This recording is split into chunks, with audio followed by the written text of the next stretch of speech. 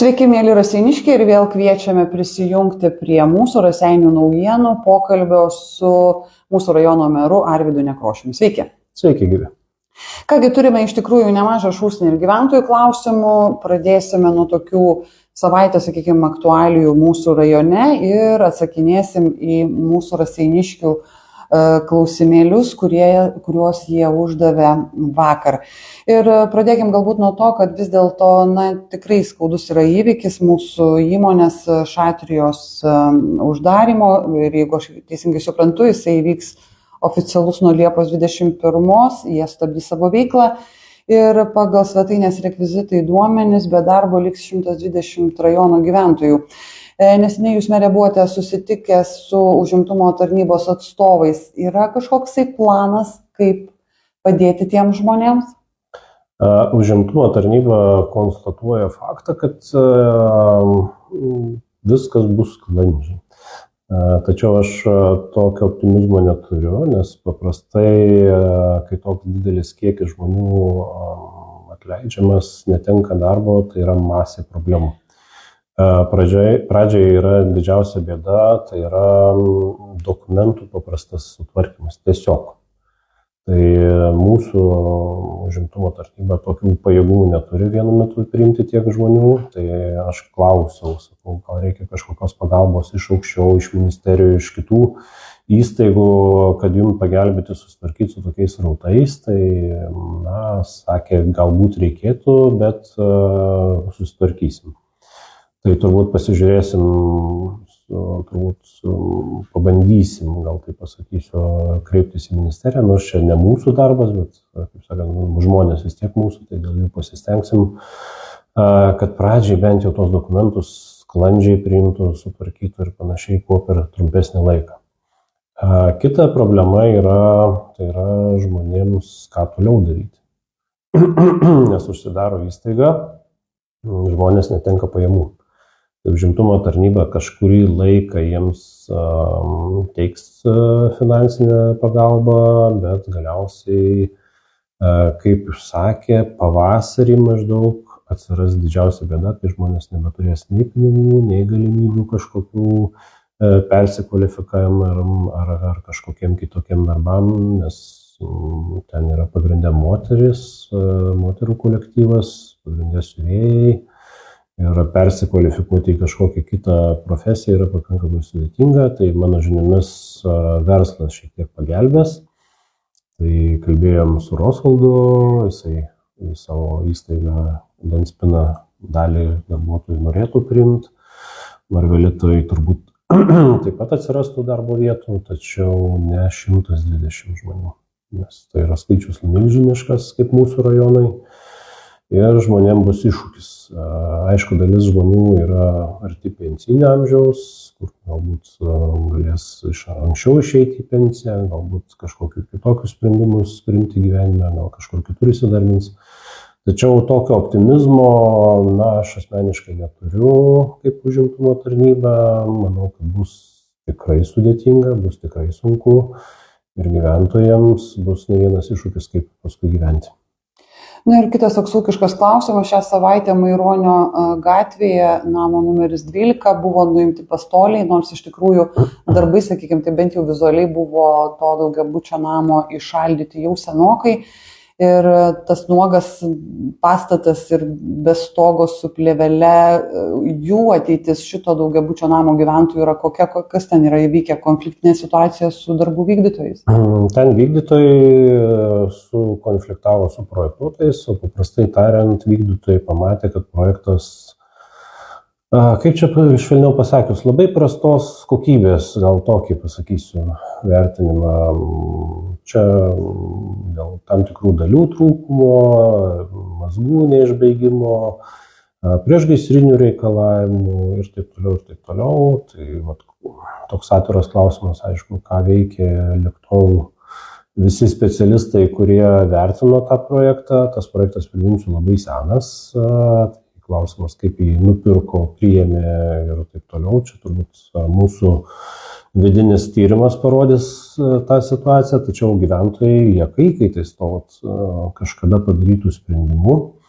Tai bandome dabar kuo skubiau priimti reikalingus sprendimus dėl projektavimo patobulinimo ir kad tas projektas kartu su vykdytojais būtų padarytas kuo greičiau, nes, kaip žinia, be stogo pastatas, man atrodo, dabar yra ten tokia plėvelė uždengta praktiškai nuo pavasario, netgi žiemos periodą, man atrodo, jau buvo nuimtas stogas, tai situacija neeilinė ir manau, kad pabandysim paieškoti atsakingų už tą situaciją.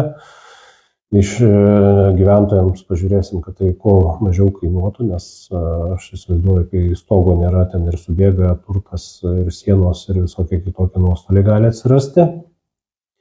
Tai pabandysim kuo greičiau paspręsti tos laikinus kažkokius konservavimo darbus, o toliau bandysim turbūt išieškoti patirtus nuostolius gyventojų atžvilgiu. Tačiau laiko periodas toksai nenusakomas, ar ne? Kad...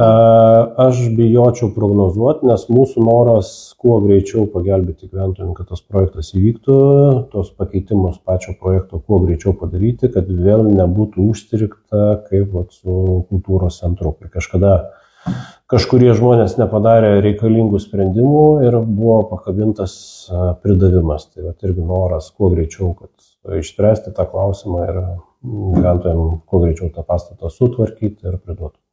Na, buvo ir, kalbant apie kultūros centrą, keletas užklausimų ir dėl jo galbūt yra kažkokia tai prošvaistė. Tai kiekvieną savaitę turim tuos susitikimus. Praeitą savaitę irgi minėjau, kad tas specialistas išėjo į atostogas, yra pavaduojantis specialistas. Su juo vėl bandėme kalbėtis šią savaitę, kokie variantai galimi sprendiniams. Tai tų pasiūlymų nebuvo kažkokių, sakė, ne mano pupos, ne mano dar kažkas, spręsim, kai grįšiu iš atostogų ir žiūrėsim. Tai kol kas paguodžiančios informacijos neturiu. Kantriai toliau laukiam. Ir neseniai buvo atliktas savivaldybės įmonės Raseinių vandenų auditas. Tai galbūt galėtumėm pakalbėti apie kokie rezultatai ir kas galbūt jūs kaip merą, kaip asmenį, kuris prižiūrite savivaldybės įstaigų veiklą, kas jūs nustebino? Tai pirmiausia, pradėkime nuo to, kad prieš rinkimus buvo pažadas efektyvinti ir peržiūrėti visų įstaigų veiklą. Tai turim 4 įstaigas, 4 įmonės valdybinės ir kiekviena iš jų kiekvienais metais darome auditus. Tai pirmiausia buvo komunalinis, kur irgi buvo fiksuoti tam tikri netitikimai ir dabar turėjom vandenų, Raseinių vandenys uždara akcinė bendrovė, tai pamatėm labai daug problemų. Tai pirmiausia, problemos ir pačioj savivaldybei. Yra eilę metų buvo vykdoma, kaip čia paprašiau pasakius, prasta įmonės kontrolė. Jeigu tai paprastai kalbant, tai nebuvo žiūrima į įmonės veiklos rezultatus, kam skiriamos lėšos, kaip jos panaudojamos, na ir taip toliau ir panašiai. Čia aš gal labai nedetalizuosiu, nes pati ataskaita yra jau viešai prieinama žmonėms, gali susipažinti, bet galiu pasakyti, kad tokius auditus ir toliau planuojame daryti ir kitose įstaigose. Ir žiūrėsim, tobulinsim pačią mechanizmą tiek priežiūros, tiek pačios įstaigos. Tai, kaip minėjau, pagrindinis akcentas yra tas, kad pačioj įstaigoje buvo, kaip čia dabar teisiškai gerai pasakius, nesukontroliuoti procesai. Bet tai atsakomybė tenka įstaigos vadovui? Tai pirmiausia įstaigos vadovui, paskui natūraliai savivaldybės administracijai, kad tuos metus taip pat nevykdė tinkamos priežiūros kontrolės. Ir galiausiai turbūt kokie veiksmai būtų, ar ne, svarbu. Tai yra, bus paprašyta direktorius paaiškinti pačią situaciją, kas yra fiksuota audite. Ir galiausiai turbūt spręsim jau galutinį variantą, ką reikės daryti, nes panašu, kad situacija tikrai sudėtinga, auditas rodo labai negerus dalykus, kad per pastaruosius keletą metų vyko negeri procesai pačioje įstaigoje, na ir bandysim juos panaikinti visus. Bus valdybės administracijai pareigota padaryti planą veiksmų, kada ką žada įgyvendinti, nes auditas labai rimtas ir priekaištai labai rimti.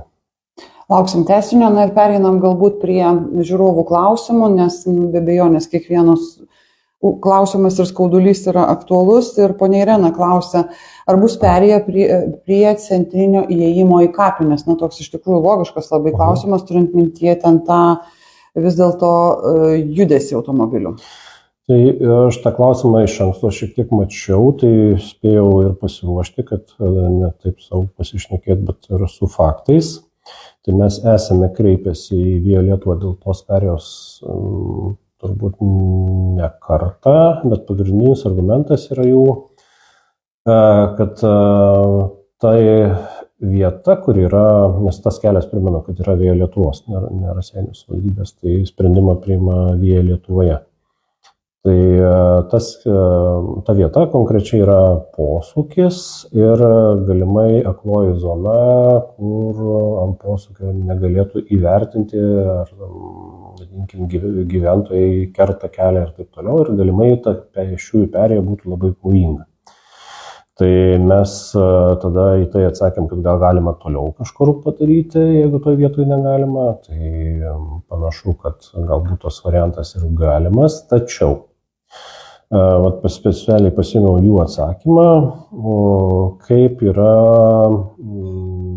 kaip dėmesys skiriamas pėsčiųjų perėjai, kur jos reikia daryti, kur nereikia, kur jas tobulinti ir taip toliau. Tai yra toksai vienas iš punktų, kad 4 metų laikotarpyje toje vietoje turi būti fiksuojamas kažkoks eismo įvykis su pėsčiaisiais arba dviratininkais. Čia nepajokavot? Ne, oficialiai yra raštas. Tai Žodžiu, kai kažkas kažką nutrenks, tada yra tikimybė, aš taip grubiai perversiu, kad atsiras pėsčiųjų perėja. Tai čia yra Via Lietuvos oficialus atsakymas. Ir pagal šitą punktą 25 metais Via Lietuva yra suplanavusi Raseinių mieste atlikti tik tai 5 pėsčiųjų perėjas, juos sutvarkant, ten apšviečiant ir renovuojant ar dar kažkaip ar naujai įrengiant. Tai Maironio gatvė 8 Raseiniuose, tai yra Vytauto Didžiojo gatvė 8, Vaižganto gatvė 6, Vaižganto gatvė 8 ir Jaunimo gatvė 21. Yra 5. Jeigu rastumėm kažkokį sutarimą su Via Lietuva, kad jie pirmiau sutvarko ir mums perduoda, tai tada mes galėtumėm pėsčiųjų perėją įrengti, galbūt taip, ne ant to pačio kampo, kur yra tik išėjimas, ten tarnaujantis transportas važiuoja pro vartelius, bet šiek tiek toliau, ten, kur yra nuėjimas į aikštelę, jis dabar apaugęs, man atrodo, pušelėm ar kadagiais ar kažkokio kitokio augalų. Ten padarius proskyną ir padarius saugų nuėjimą, manau, kad ta perėja galėtų būti. Ir kitas klausimas yra apie asfaltavimo darbus. Darius klausė, kada bus išasfaltuotas 1709 kelias, nuo Surmantų iki Juodaičių. Taip, kadangi čia irgi konkretus labai klausimas, tai šitas kelias priklauso Via Lietuvai. Yra Via Lietuvos tokia kelių su žvyro danga asfaltavimo prioritetinė eilė. Tai pasižiūrėjau aš į ją ir tas kelias nėra įtrauktas į eiliškumą, tai Via Lietuva nemato prasmės tos atkarpos asfaltuoti artimiausius 10 metų turbūt. Aišku, sekantis klausimas, ar bus atstatytas ženklas miesto autobuso ties Norgėlų parku. Į miestą tuščiomis yra, o grįžus veža į galą už miškų urėdijos kontoros. Nors turim 2 parduotuvės, bet mieste pigiau, o ir gydymo įstaigų norisi arčiau namų. Jei nėra jėgų pareiti. Ačiū, jau buvau prašiusi ne tik dėl savęs. Tai dėl pačio sustojimo, čia turbūt irgi vėl ta mūsų legendinė Via Lietuva, nes jeigu šalia kelio yra planuojamas sustojimas kažkoks, tai jie paprastai juos visus naikina dėl pėsčiųjų saugumo neva. Tai bando atsikratyti visų sustojimų maksimaliai kiek įmanoma, ten, kurių nereikia, jeigu galima juos kažkur iškeliant toliau. Tai šiuo konkrečiu atveju turbūt nieko paguodžiančio negaliu pasakyti gyventojams, nes tai nesprendžia pati savivaldybė. Tikėkime iš tiesų, kad kartu su pinigais arba sutvarkytais keliais atiduos mums.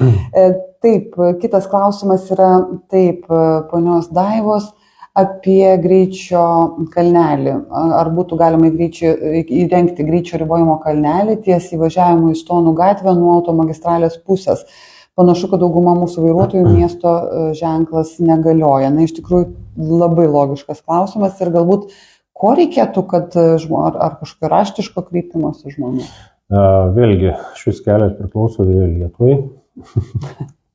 Tai visus saugumo sprendimus sprendžia jie. Mes netrukus turėsim susitikimą su jais, tai galime šitą klausimą taip pat įtraukti ir paklausti Lietuvos, ar neplanuotų. Bent jau kalnelio turbūt jie neįrenginėja, bet jie įrenginėja tas, kaip jos dabar, saleles saugumo, kur yra posūkis toksai į dešinę ir tai norint įveikti privalai tiesiog pristabdyti. Tai ar nematytų prasmės tokio įrengti būtent toje vietoje, nes visiškai sutinku, toje vietoje labai stipriai laksto vairuotojai, nes ten yra nemažai laukų ir jie galvoja, kadangi laukai, tai ten mažai gyvenama teritorija, galima greičiau važiuoti, tačiau tai yra miesto teritorija vis tiek.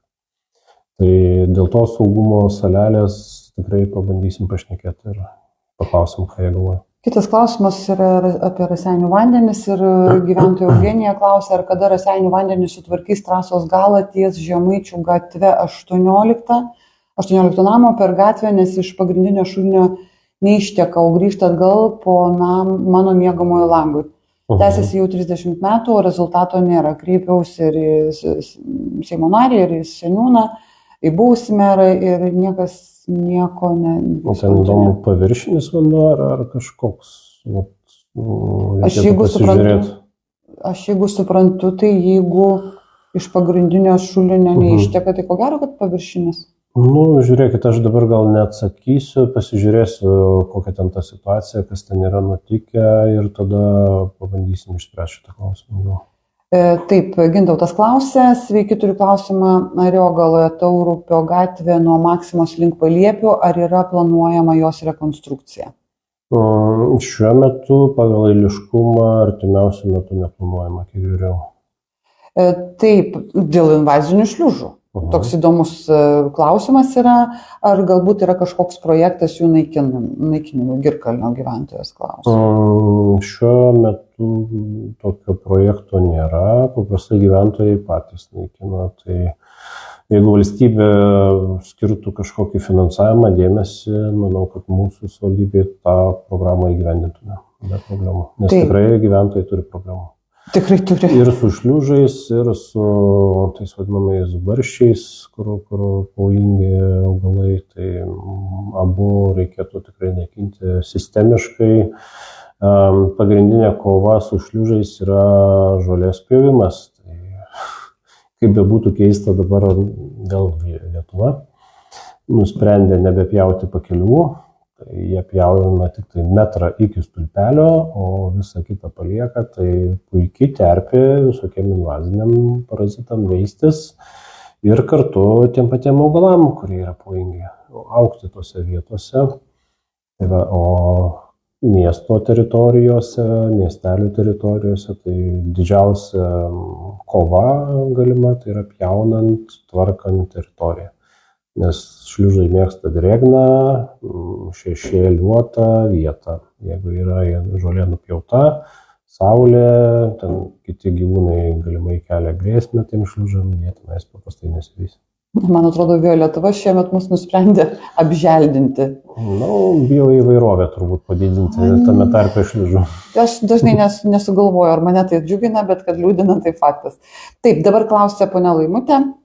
Turiu klausimą dėl vandens skaitiklių, labai įdomu, kodėl jos keičia ar ne kas 2 metus, suprasčiau, jei keistų į naujus, nes ir rūdis, ir kalkės gali būti, kad pakeičia vandens skaitiklį senesnį nei buvo, logikos nematau, kokiu tikslu tai daroma ir labai panašu į paprasčiausią pinigų plovimą. kas 2 metus gal neturėtų tai būti, reikėtų pasižiūrėti tiksliau, bet paprastai visi skaitliukai pagal įstatymą turi būti patikrinti metrologiškai. Dabar bijau suklysti, bet yra šiltų ir šalto vandens skaitliukų skirtingas metrologinis terminas. Dabar bijau suklysti 5 ir 4 metai, bet dabar kuriam nepamenu. Tai per tuos 4 metus turi skaitliuką paimti, jį metrologiškai patikrinti ir teoriškai arba naują pastatyti, arba tą patį grąžinti. Tai paprastai turbūt stato kažkokį naują arba tą patį grąžina, jeigu jisai metrologiškai dar yra patikimas. Tai čia ne į savivaldybę turbūt sprendžia, o tai yra reglamentuota įstatymais, aukštesniais teisės aktais. Nes turi būti užtikrinama, kad nei įmonė patirtų nuostolių dėl vandens, tarkim, pritekėjimo papildomo ar nepapildomo, taip pat ir gyventojai, kad būtų garantuoti, kad jie moka už tai, ką jie suvartoja. Tačiau ar gali būti, kad taip dažnai, kaip sakoma, aš gera mintis, paklausiu, pasitikslinsiu, ar tikrai taip dažnai keičia, nes taip dažnai neturėtų keisti. Kitas klausimas, būtų smagu sužinoti, gal galite paklausti, kaip dėl kelio atkarpos per Kallokius, ar bus greičio radaras, ar mažinantis greitį kalniukai ir kada tai bus daroma. Tai tą klausimą iškėlė gyventojai, buvom nuvažiavę į vietą ir pastebėjom, tarp kitko, kad yra pašalinti ženklai kelio, kurie seniau apribodavo eismo greitį, tai mes esame kreipęsi į Lietuvą, kad jie atstatytų juos. Ir iš savo pozicijos, turbūt tenais vėl nieko negalim padaryti, nes Via Lietuva, tačiau bandysim ir saugaus eismo komisijoje priimti sprendimus palankius gyventojams, nes ten taip pat gyvenama teritorija, o automobiliai važiuoja labai greitai. Plius ta atkarpa nėra kelio danga labai saugi dideliam greičiui, tai irgi vienas iš argumentų. Tai Via Lietuva turėtų priimti tinkamus sprendimus, greitį sumažinti. Ir ponia Laimutė tikslina klausimą apie skaitliukus ir rašo, kad tikrai ne naują deda, aš taip suprantu, o iš kito objekto paimta ir senesnį. Tai čia... Jeigu jisai metrologiškai patikrintas, tai taip gali būti. Kitas klausimas, nežinau, ar galėsite iš atminties atsakyti. Pono Žydrius klausia, kada bus išasfaltuota Lelijų gatvė. Reiktų pasižiūrėti, dabar negaliu atsakyti, gal aš į komentarą atsakysiu, pasižiūrėjęs. Taip, ir dar vienas gyventojos klausimas. Mes gyvename vienkiemį ir pas mus šiukšlės atvažiuoja išvežti vieną kartą per 3 mėnesius. Ir konteineris yra tik vienas. Kur dėti šiukšlės, kurios netelpa. Miško gyvūnai išnešioja jas visur, nes nors jie ir yra maišuose, ar ne? Ar neturėtų duoti daugiau konteinerių, bent 3 kiekvienam mėnesiui? Klausimas, kokio dydžio konteineriai yra gyventojai pasiėmę, nes jie gali rinktis dydį konteinerio, tai gali netgi ir kubinį konteinerį pasiimti, jeigu jiems toks poreikis yra. Tai aš įtariu, kad turi tos standartinius, biškį didesnio tūrio, bet sutinku visiškai, kad vieną kartą kas ketvirtį vežant atliekų turėtų suskaupti nemažai. Tai galbūt reikėtų gyventojams pasvarstyti, pasiimti tiesiog didesnį konteinerį. Kreiptis reikėtų į Raseinių komunalinį. Taip, tiesiogiai. Taip. Man atrodo, jeigu gerai pamenu, tiesiog rašyti raštišką prašymą ir tikrai atveš. Ir visi klausimai, ar turite, dar matau, tiesiogiai bendrauja žmonės su mumis ir ta pati ponia klausia, mažus konteinerius duoda, o jei nori daugiau, turi mokėti pinigus. Ne, tai mokė už konteinerį, kurį tu turi, nes man atrodo 3 dydžiai yra, jeigu gerai pamenu, tai yra, jau suklys 120 litrų, 240 litrų ir tas kubinis vadinamas konteineris, jeigu gerai atmenu. Bet paprastai komunalinė, pats konteineris jisai nekainuoja, kainuoja tik tai jo aptarnavimas ir išvežimas. Pakėlimas vadinamas, ar ne? Tai tiesiog vėl grįžtam prie to, kad reikėtų kreiptis į Raseinių komunalinį. Kągi, ačiū visiems tiems, kurie parašė savo klausimus mūsų rajono merui. Dėkoju Jums, kad skiriate mums laiko. Aišku, pasilinkėsim visi gražaus artėjančio savaitgalio ir dėkoju už dėmesį visiems. Gero savaitgalio, sudie.